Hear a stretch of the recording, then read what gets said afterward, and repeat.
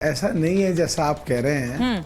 अभी कुछ दिन पहले 4-5 दिन पहले बहन जी का बयान आया था, कब कहाँ राजनीति में किसको जरूरत पड़ जाए तो पता नहीं है। राजनीति संभावनाओं का खेल है, पर कुछ लोग पता नहीं क्यों चाहते हैं कि हमारी तलखी बढ़े, असलियत में जाना चाहिए जो अवस्थी साहब कह रहे हैं। नहीं तो क्या कांग्रेस की जिम्मेदारी बैठती है, कोई गुस्सा नहीं है, मतलब ये मैं मानूं कि अखिलेश यादव ने जो कहा मीडिया के सवाल पर कि भरोसा कौन दिलाएगा मायावती गठबंधन में आ जाती हैं, तो इस पे कोई नाराजगी नहीं है, वेलकम है इस बयान का।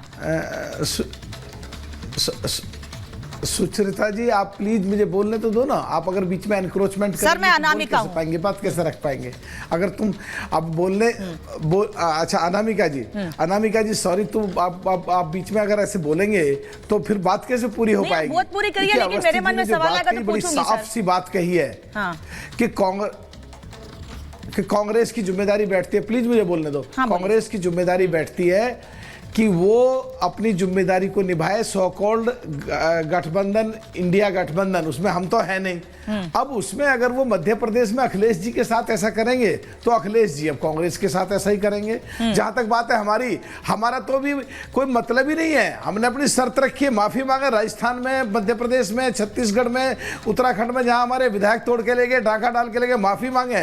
और जो दलित चेहरे की बात चल रही है, वो दलित चेहरा कुमारी बहन मायावती को प्रधानमंत्री का कैंडिडेट बनाए। जब कुछ बात सोची जा सकती है, अपने आप कहानी घड़ रहे हैं, अपने आप टेलीविजन चर्चाएं चल रही हैं, अपने आप बात कर रहे हैं, अपने आप कुछ का कुछ बोल रहे हैं, कह रहे हैं उसने एंट्री बंद कर दी, बबू आगे, बू आगे, पता नहीं कौन कौन सी भाषा का प्रयोग कर रहे हैं। ऐसा कुछ है ही नहीं। असलियत ये है, उत्तर प्रदेश के बगैर देश नहीं, और उत्तर प्रदेश बीएसपी के बगैर और समाजवादी के बगैर उत्तर प्रदेश नहीं।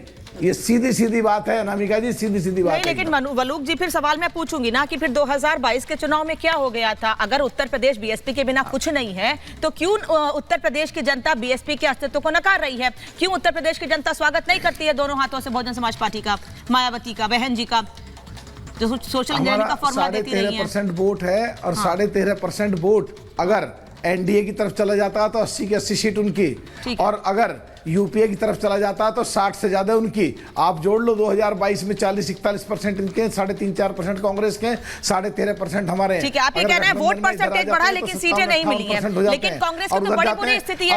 उधर खत्म करने, प्लीज खत्म करने दो आपको। उधर चले जाते हैं तो 60 से ज्यादा हमारी सीटें हो, उधर चले जाते हैं तो 80 की 80 सीट उधर हो जाती है। इसलिए हमारे बगैर उत्तर प्रदेश किसी का नहीं, और उत्तर प्रदेश के बगैर अजय जी आपकी बात पे रिएक्ट करना चाह रहे हैं, मैं उनसे रिएक्शन लूं। पहले विजय जी से। विजय जी, बड़ी स्थिति बुरी हो गई है कांग्रेस की क्या?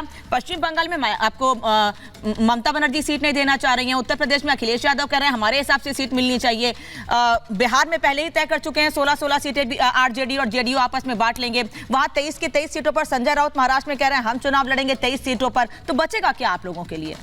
तो देना नहीं चाहता है। प्रदेशों में जनता को जो क्षेत्रीय दल अपनी बपौती मानकर चल रहे हैं, तो मैं उनको कांग्रेस पार्टी की तरफ से जवाब देना चाहता हूं कि इस देश की जनता या उत्तर प्रदेश की जनता किसी की निजी जागीर नहीं है।